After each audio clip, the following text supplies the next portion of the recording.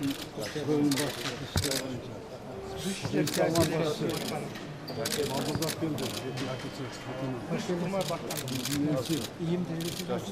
Hoş geldiniz. İyiyim teşekkür ederim. Ankara Kırgızistan Ministri. Ekonomi Bakanı. Transport Yol Ministri. Sağlık Bakanı.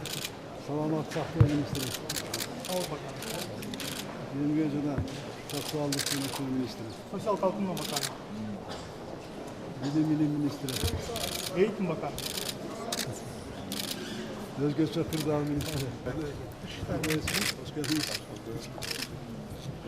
Aile, çalışma, sosyal politikalar bakanımız.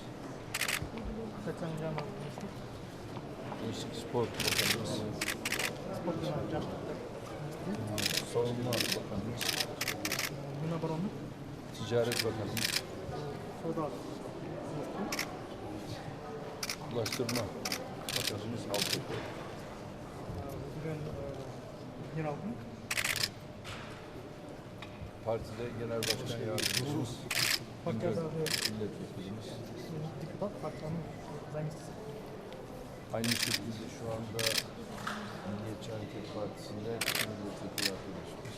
Şunları bu arada Gökhan Депутат.